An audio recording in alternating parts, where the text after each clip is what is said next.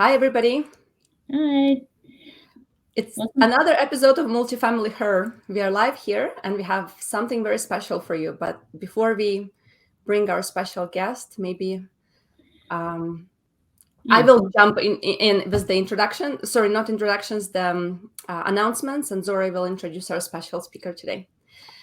So next week, actually not next week, on March 4th, it's our next in-person Invest Her meetup. We're going to post a link below where you can register. Also, on March 11 and 12, Zora and myself will be going in Toronto to move to Multifamily event. And the night before, I'll be speaking at March 10th at the Canadian Women in Real Estate Association. I have to look up the name to tell you for sure what it is. But anyhow, so we're excited about our today's speaker. Zora, do you want to do the honors and introduce our special guest? Absolutely.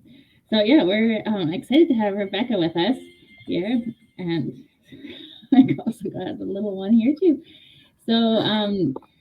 So Rebecca Smith, she is a business owner, and she was in the healthcare system for like a while before, and now she's gone full time into real estate. And she decided with her husband that they want to do exactly what they want to do. They've been able to do that by creating a joint venture investing company called Everbloom Enterprises. And Rebecca became a landlord in 2016, and we're going to ask her a bit more about this, with how she bought her first rental property, which it was a house with an income suite. And then she met her husband, who also had the same type of property, and they were kind of thrust into that real estate world. And so when they had their first child, they realized that the power of growing their passion of real estate into multifamily and the opportunity that that would provide for their family. So fast forward now, Rebecca is on her second mat leave with her second child, and she's learned a lot. And they are currently closing on their build to rent houses, and that's going to be built in June. So we're excited to have Rebecca here and for her to tell us more about all that and her journey. So we'll bring her in. Okay. Do you want to add Rebecca or do you want me to add? Oh, here she is. Hi, Hello. Rebecca. Hi, thanks for having me on. I appreciate the introduction, and you pretty much nailed it on the head. It's nothing too complicated over here. We are very happy that you agreed to come to our Multifamily Her show. We think that you have a very inspiring story to tell that a lot of women can relate to. Yeah, it's not Great. easy, like, to have two young kids and be building a business, and so yeah, so we're excited to have you here to share that. Yeah, Rebecca. So usually, we start with like a story. Like, what is your story? Is there more to what we introduced you? Maybe you can tell us how you even decided to purchase a house with an income suite. What was the thought process in your head? Why did you decide to do it? I'll be honest, it is a very simple thought. I pretty much was just wanting someone else to pay my mortgage. I was a single young girl who wanted to travel lots, and I was always busy out with friends and working. So I went into house hunting. I hadn't met my partner yet. So I went into house hunting. I was looking around different, 2 bedroom, 1 bedrooms, with a suite, with not a suite. You kind of looking at all your options. The house I did find, it had a suite in it. And when I ran the numbers with my mom, of course, I realized that my mortgage payment was going to be about $200. Well, that's super realistic for someone who's single. I could afford it. I didn't have a problem sharing the space. Maybe it's from growing up. I have siblings, so it was easy for me to share that space with them. So when the first month that I got the property actually was my first rent check. It was awesome. Someone paid me money on my first mortgage payment. Like, Yeah, any better that's than awesome. that. So I was kind of thrust into the rental world without knowing a whole lot, which I do believe was probably a blessing in disguise. It really got me to think about being a landlord And I lucked out that my first couple of tenants were great people. I lived there. We got along really well. I didn't have to really do any issues or anything like that. So that was great. Fast forward then, a couple of months later, I met my partner. He had already bought a house. His suite was empty, or it was unfinished. So he bought the house with a plan to put the basement suite into it. So we met.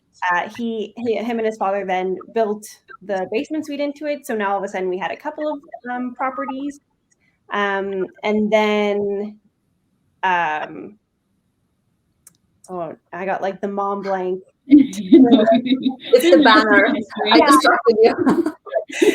We each now had a couple of properties.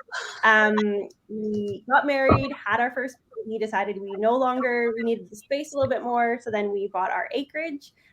So we are located out in Saskatoon, Saskatchewan. That's where both of our properties were. And then we bought a property, our home base outside of it. So then we had the 4 suites, and we kind of really got thrust into the landlord real estate world. We could really see the power of how much it could do for us. It wasn't a ton hands-on. We each could work while still making a little extra income. So that's kind of how we got started. I didn't plan on being a landlord. I didn't even think about real estate. I had no idea about it. But I love it. And now it's my future. So it's really great. Awesome. And it really is like, that's the way that I recommend people to get started. And you kind of did it accidentally, but that's the way to do it. So that's glad it worked out for you.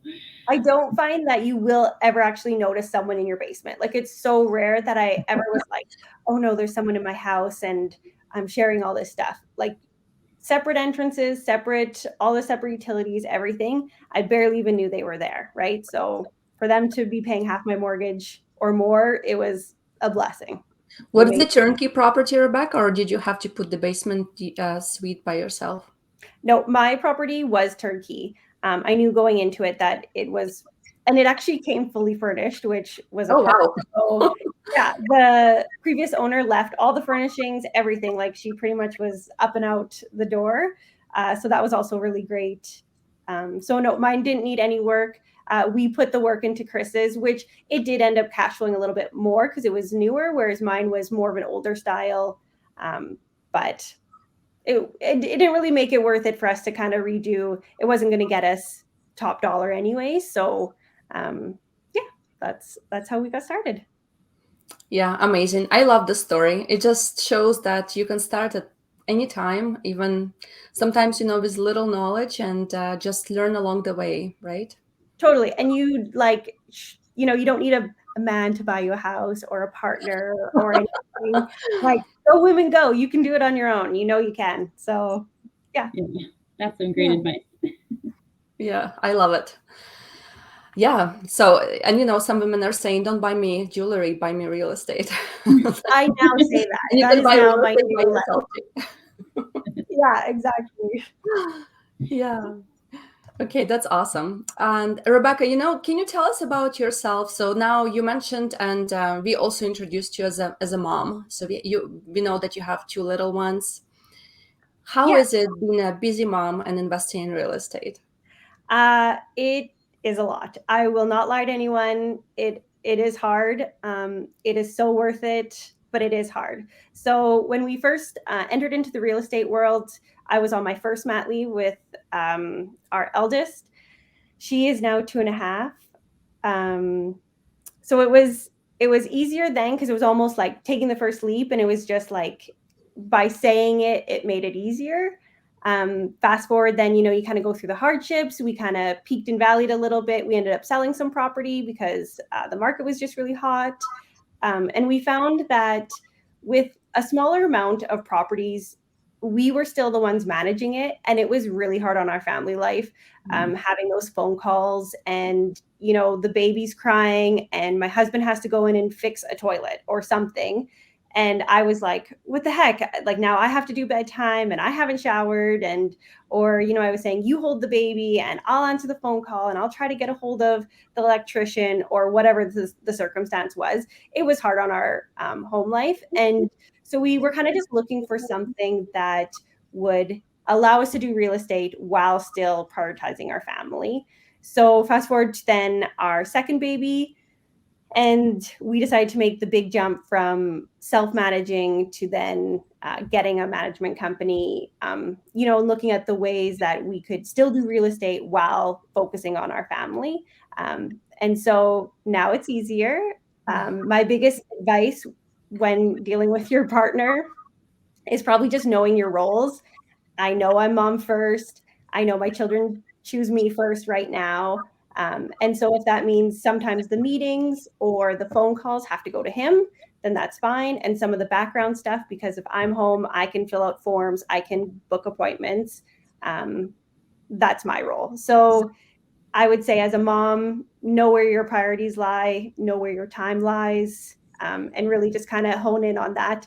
Because we were talking about it earlier, how it'll never last for forever. Soon my kids will be in school or somewhere else or whatever that looks like, and I'll have more time to do different roles. But right now, this is all I can give, and it is enough. Okay. Yeah.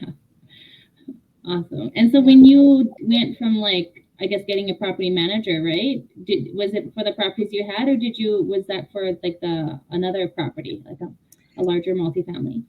Yeah, we only started getting property management for this recent deal. Just because of the numbers, kind of the way it worked, it wasn't feasible enough, which I know is kind of everybody's problem. If you only have one or two properties, to pay someone to manage them obviously takes so much out of your cash flow that it kind of doesn't make it worth it. But as we scale up, that was like the joy. That was the best part when we say, oh, we're going to do this. I was like, woo, property management. I am not answering a phone call. That to me was kind of the best part. So we have only started using property management with the new deal, the bigger deal, the multifamily. It is so true though, because I still have some properties that I self-manage and then some properties that we have a property manager on. And if your properties that you self-manage are not requiring too much work, then you're like, oh yeah, this is good. But there are times when you actually have to go and fix stuff and deal with tenants and do things, or even do, tenant placement by yourself, which you can probably hire it out, but if your numbers make sense. So yeah, it requires a lot of work at times, that's for sure. Yeah, it does. And it is just how much you're willing to give up of your home life or yourself. And sometimes it's completely worth it, right? I've taken babies to showings, and that's just the way it is. I show the house while carting around my infant in a carrier. That's life. It is what it is. And we can't all have property management right off the top, but yeah, and it's fine. And it shows kids what it's all about. It exposes them to all of it, which is great. I know, my guys are still young children, and they already know what real estate investing is. They can give you a really good, solid definition without me even teaching it to them. They just pick it up based on our conversations in the house. Nice. Yeah, that's awesome. Mine still only knows it as daddy's going to work, so yeah, we'll keep it that way for now. Oh yeah, and maybe they're like, bring your kids to work day where they can come with daddy and see what daddy is working on. Well, since you're kind of on that topic, tell us more about the most recent project that you're working on. Yeah, so we are very excited. We are doing a build to rent, so it's 6 single suited houses. They aren't joining, so they're each on separate lots. So they'll have an upstairs suite and a downstairs suite in them. And they come with property management. They come fully landscaped. They come with a garage, which the downstairs tenant and the upstairs tenant both get a spot on. Each tenant gets a backyard. They get parking. We're really excited about them. They have great finishes. They look super rentable. The company who we're doing it with, they gave out kind of a prelude of what the previous units were renting for, and everyone met their target. So that's even better. Ours will be done hopefully 1st of June, hopefully mid-June. Yeah, exactly. It'll come very quick. We got to tour the previous built ones already, and I believe our foundations got poured this week. I checked them out, and there was a cement truck there. I don't know a ton about building, but I feel like there was action. I'm just happy with action. Yeah. So we decided to do that. It's something that we're very proud of. Like, sorry to interrupt, Pardon? Rebecca. Are they like full single family homes, or are they semi-detached, side by side? Sounds like it's a double car garage, so it's probably a full bungalow. Yes. Yeah. It's a full house. They're just not attached to each other. Does that make sense? Like, they're they're 2-story houses with a basement suite, right? Yes. With like basically 6 single family homes that are suited. Yeah. That's amazing. That's awesome. The joy of it is that because all the lots are close together, we can finance it commercially. So we decided to take advantage of the MLI Select program, and we're going to go at 90% loan to value. So we're only going to put the 10% up, which actually was a requirement from the builder, not CMHC. We could have gone 95%, but the extra 10% or the total 10% just makes our numbers work a little bit better anyway. So we were fine. Cash flow a bit better. Yeah, exactly. Everybody kind of gets a little bit of money back, so it'll work out. Rebecca, the basement suites, are they like 1 bedroom units, or is it 2 bedroom units? How big are the basement units? So there's 3 basement units that are 1 bedroom and 3 basement units that are 2 bedroom. That was purposeful so that with the MLI Select, you had to have 25% of the total units under that rentability, like affordability program. And so those 3 units hit that target. So we wanted to make sure that those ones were the ones that could rent lower, whereas we didn't want to take away from like a 3 bedroom that we could easily rent higher. So yeah, it was kind of on purpose. I believe it's 3 and 3. It could be 4 1 bedrooms and only 2 bedrooms. Don't quote me exactly. But still, it's great that the builder was able to do that, and you have a variety, because sometimes a lot of people are looking for 2 bedroom units, and they're like, "Oh, we have nothing. We only have one bedroom units." Exactly. And 3 bedroom. Perfect suite mix, right? Like you have 3 bedrooms, 3 2 bedrooms, and 3 1 bedrooms. Like, that's awesome. Yeah, it worked out really well. They are very smart. The company that we were working with, they knew their target. They knew what they were doing. They knew the area. They made it very easy for us to kind of hop in on this. So that's just really great. And that's good. Yeah. That's what I was gonna ask. What was the challenge to like jumping to something bigger like that, right? For most people, that would be like quite the jump to go from like just buying single family homes basically to 12 units. So yeah, the jump, we had already decided we wanted to go bigger. I find Saskatchewan, and maybe it's, kind of the same in Alberta, it's finding the property that fits your numbers. We have a lot of like older 1970s built apartment buildings that need some work, but people want top dollar for them. They think they're worth all this money because someone somewhere is coming in with cash and buying it. Well, that's not us. We're the mom and pop shop that is just trying to kind of whittle our way in there. So we were finding it very difficult to find something that was already built and that didn't need a lot of work. Just because to small families, who's going to do the work? It's going to come down to us. And that means more of our family time taken away. And that just wasn't something I also wanted to give up. I didn't want my husband to be gone. He's gone to work already till 5. Well, now you got to spend another 3 hours. You got to spend every weekend. Is that really what we're going to do with a 6 months? Yeah. Is it even worth it, right? Then it becomes like, what is your priority in life? Yeah. So that also was kind of like a deciding factor. So when this opportunity came to us, we found that it was something amazing. It's new. It's desirable. It's in a great neighborhood. The financing worked out for us. There were so many good factors. The property management, I cannot preach enough that I do not have to get a call. So there's just many things that worked for us in this time frame. I would love to do a BRRRR. I would love to do a flip. But my children do not sleep through the night, and they still need bums wiped and diapers changed. So that's just not us right now. But And it's okay. Everybody has their own journey. Everybody is investing and using a strategy that fits their resources, needs, priorities in life. So it's all good. Exactly. Yeah. You do your journey. Everybody else does their own journey too. Yeah. Yeah, exactly. I wanted to take a minute and remind everybody who's watching us is that you guys can ask Rebecca any questions you want, and she will answer them. So it's your opportunity to engage and let us know what you want to know. If you have any questions, let us know. You know, Rebecca, I'm actually, before people start asking questions, I have a question for you. In your real estate investing or real estate entrepreneur journey, what was the biggest lesson that you learned that you can share with us? I would say my biggest lesson was probably like perseverance. When we first started, and I think most people get this way, you decide to take the jump into real estate and you're all like, rah, rah, let's go. It's going to happen this week. I'm going to put in all this effort and I'm going to see results within a month or 2 months or 5 months. And I have no problem being very honest. This is our first bigger deal in 2 years. So it takes time, it takes effort, it takes consistency.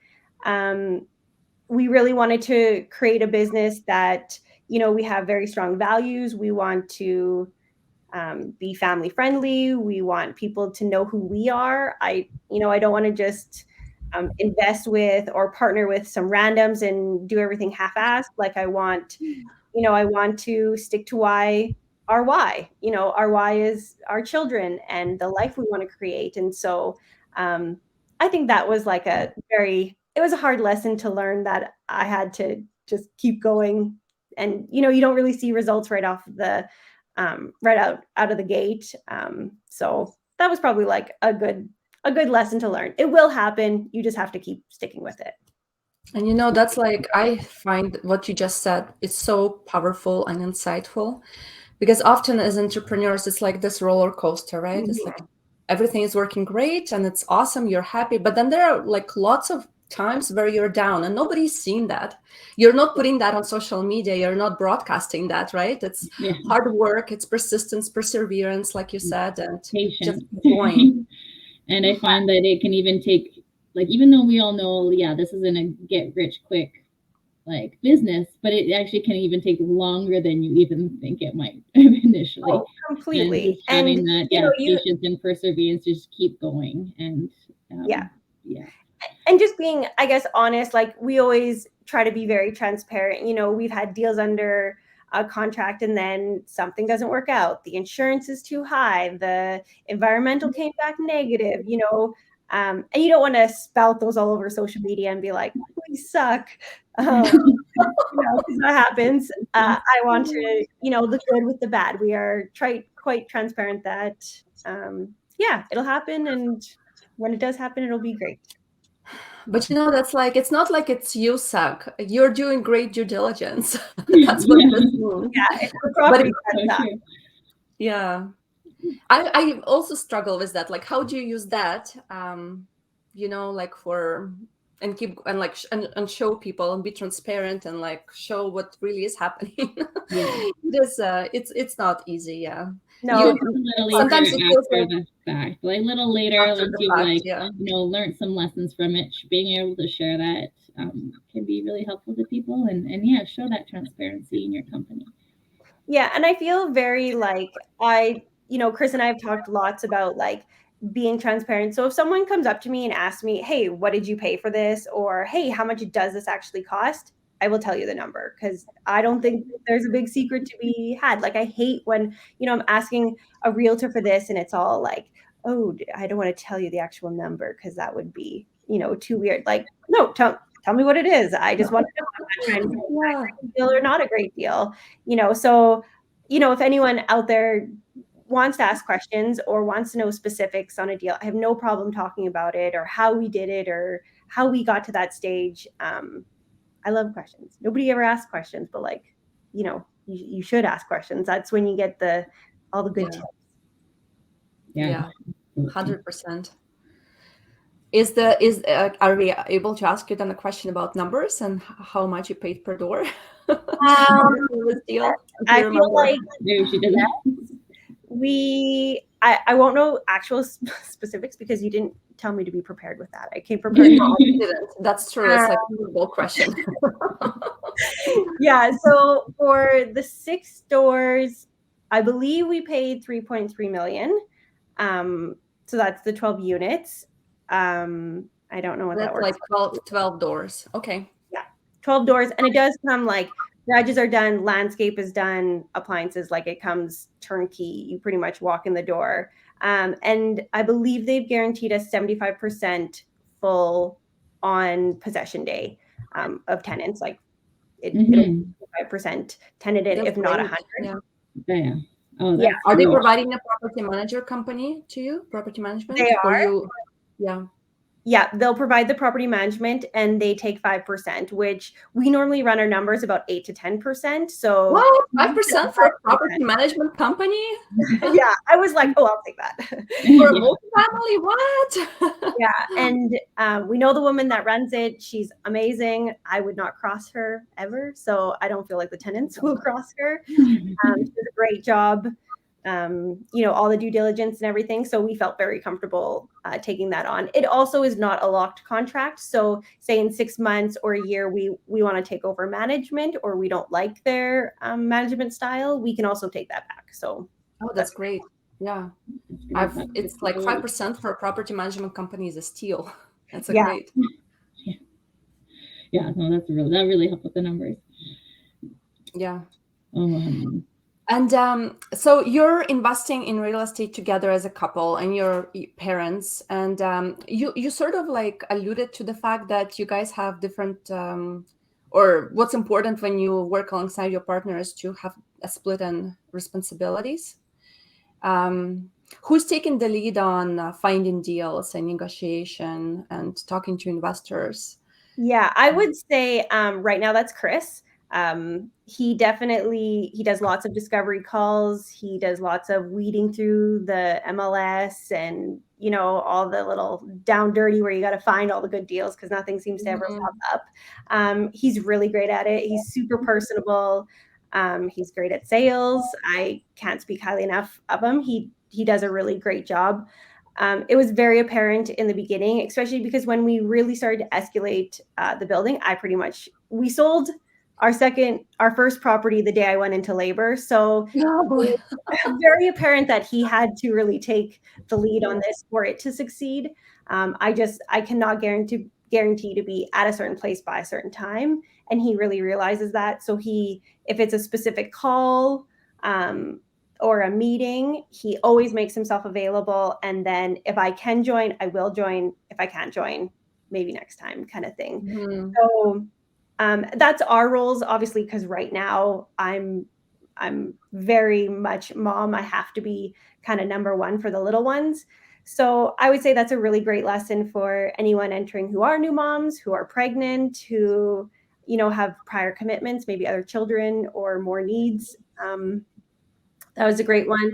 Also, with that being said, you don't need your partner to start investing or to learn about it. So if you're even questioning about it, you should talk to your partner about it or just get more knowledge on it. There's a ton of great information out there. So but I would say know your roles as a couple. It is very apparent who takes what lead at what time. Yeah. And it sounds like you guys are very like complementary in like your abilities and like what you can, what your strengths are. So yeah, that's great. And I feel like we should bring. Sorry, what you said about you don't need a partner, right? Like I think a lot of couples, they don't necessarily start like jump into real estate together. It's usually one kind of takes an interest in it first and then the other, right? So it's a really good point to make. Yeah. And whereas in your case, you guys did it even before you met. Yes. I do feel like Chris was always the real estate guy. He always kind of knew about it, had his hands in many pots and was really like, oh, I like this. And I feel like I was over here being like, oh, pay my mortgage, give me some money, that's great, like whatever. So it was great when we came together and we definitely like honed our vision, really sat down and described our why. What does our life look like? What do we want it to look like? How do we get there kind of scenarios? Because I think that's also really important. But he is the man that really wanted to do real estate, which I'm thankful for because it has led us a really great life. Yeah. This is like I love hearing this, and I feel like Zora, we need to start bringing couples at some point to we're doing real estate together on this show, so that we can, maybe Rebecca, you and Chris can come to our show together. I will, but that man he talks a lot, so. All right. Yeah, once you take possession, and you can tell us like the lessons you learned from that. Yeah, that'd be great. I'm so excited for that day. I'm pretty sure I'm gonna have a dance party in that first studio, just being like, I own this and it's mine, and all the hard work paid off. So yeah, I'm excited. Oh, it's all worth it at the end. Yeah, that's great. Rebecca, thank you very much for sharing your story with us. Maybe we can ask one more question. I see that our audience is really shy today. Either that or they don't have any questions and they're just love the story. Yeah, you're sharing a lot already. Yeah. So what I would love to do is that what would your advice be to a mom entrepreneur, or mom who wants to start in real estate? What would your advice be to that woman? My probably number one advice would be to really understand your finances. I find as women and moms, we kind of tend to like ignore the elephant in the room a little bit. I think it's very important that you just even understand where you're at. So what does that look like? What does your savings look like? What do your accounts look like? How much can you delegate into certain areas? What are you saving for? What does the down payment look like if you are going to buy another house or a rental property? I think that's a great place to start because lots of the time, we do some budgeting, but I feel like our budgeting includes like groceries or dance costumes or whatever it is for our children. So I think you should definitely understand your finances as even just a woman. Excuse me. And then I think also be realistic with your time. It's very easy to get caught up and say, oh, I'm going to read 10 books and I'm going to, go to all these conferences and it's going to be amazing. Well, I'm here to tell you that I have read one book this year, I think. Because we all think we're going to lay down at night and read some books and you're falling asleep because the baby's asleep. So, yeah, be realistic with your time. I would also say find like-minded women, other moms. We're all in this together. I know here, just with Everbloom and Saskatoon, we're really big on community. I want to hear your struggles. I'm here to help. That kind of thing. So find yourself a support group. That's really great. If it's an entrepreneurial group or other people in real estate, which I mean is the whole point of Multifamily Her. It's all about us women getting together and making it easier for everyone, right? Exactly. Yeah, I love that. Yeah, so that's mentioned the group that you are part of, that you lead, I believe, right? In the meetup that you have. Tell us a bit more about that. Yeah, so we host, it's roughly monthly, around 6 weeks or so.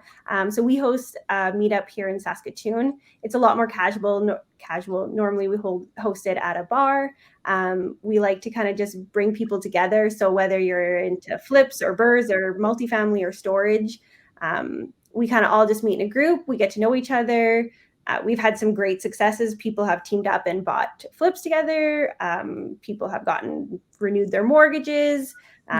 We try to every other month host like someone coming in with an expertise. So this month it'll be on March 1st, and we're having an insurance broker come in, and he's going to kind of touch on some things that make it easier to get insurance for your rentals, or what kind of things they look for, what is the paperwork kind of go. And then on the opposite months, we try to hone more of like a community social gathering. So any newcomers who are kind of hesitant about coming, we try to welcome them lots.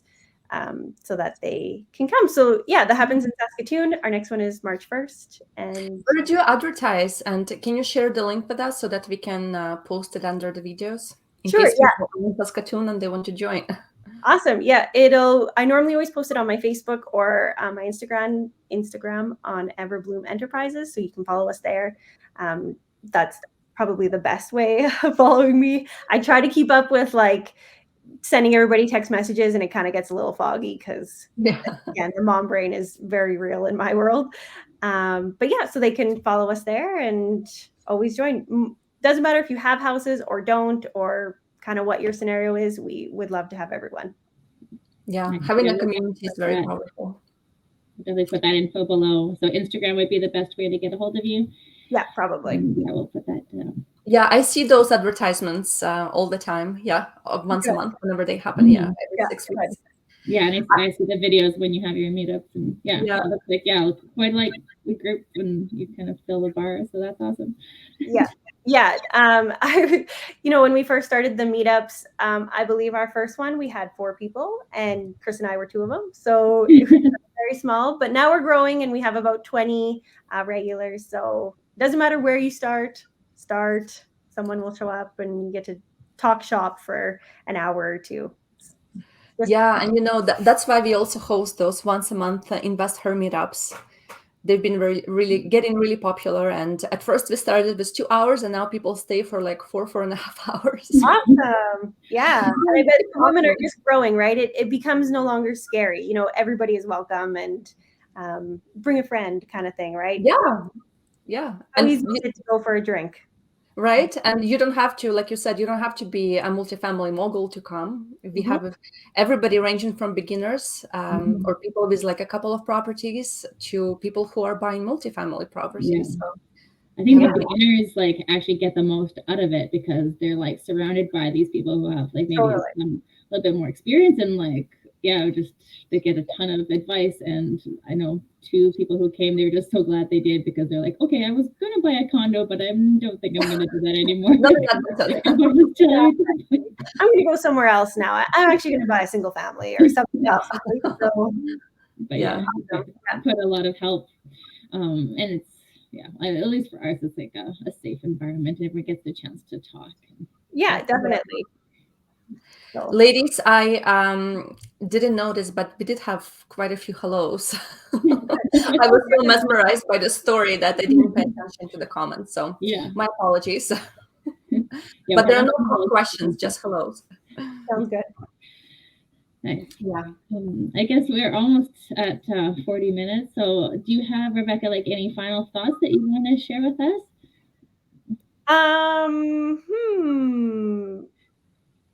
I would say, oh gosh, I don't know. I would say maybe one of the biggest pieces of advice is something I really learned early on. So I came from the healthcare system. Lots of people that are in the healthcare system or different areas, maybe like teachers and whatnot, we have the mentality to really rely on solely one type of retirement plan. So we're heavy on like pensions. Everything's about the pension. I contribute to it every month. It comes off my paycheck, and that's what's going to save me. What's happening with that pension? Right? Totally. Yeah. I was talking to a girlfriend a couple of years ago, and she was retiring, and she told me how much her pension was. And I realized very quickly I could not live on that much. I don't feel like I live a very flashy lifestyle, but kids and car payments, nothing's getting cheaper. Our cars are getting more expensive. Our houses are getting more expensive. The power bills are going up. Have you seen the price of an avocado? It's wild. So, I think that's a really, something very realistic to rely on, is that your pension probably won't cover all of your needs. It might if your house is paid off and your car is paid off and you live a very basic lifestyle, but plan for maybe not. So if real estate is that journey for you, team up with someone, invest with, we invest with many people, neighbors, friends, family. Find someone to invest for you so you don't have to do the work, but you get to reap the benefits. That's, really important. You're going to miss the money maybe a little bit right now, but the amount that it can bring you in the end when you go to sell or refinance or retire, it could be life changing. So it's worth it. Yeah. Yeah, thanks for sharing that. Yeah. Yeah, it's so true. It's once you run the numbers and you like look at reality, and I think that was one thing for me, looking what my RRSP would be. It was so minimal. I was like, like, yeah, I thought I'd burn through it way too it'll be this. So like that's not very much. Yeah, exactly. Yeah. And I actually met a senior, and I think there are a lot more people in that situation where the house was paid off, the car was paid off, but she could still not afford to heat her house in the wintertime. She had to wear winter clothes inside. Or afford like the seniors living. That is not cheap. So, plan ahead that it won't cost you just 20% of your pension plan. It'll cost a lot more, plus food, plus everything else. So, Everything's going up, like you said. Yeah. All of a sudden, we're not like 21 anymore. I feel like all of a sudden retirement is real and it's coming very quickly, and I need to be prepared. So, that's be proactive about retirement. Yeah, that's such good advice. Thanks for sharing that, Rebecca. Thank you so much for coming on our live show and speaking with us and sharing your, being so authentic and honest, and just thank you so much. I really enjoyed the conversation, and I'm pretty sure our audience did too. Awesome. Well, thank you guys for having me. I appreciate the opportunity. We'll check this box as like my first interview, and it was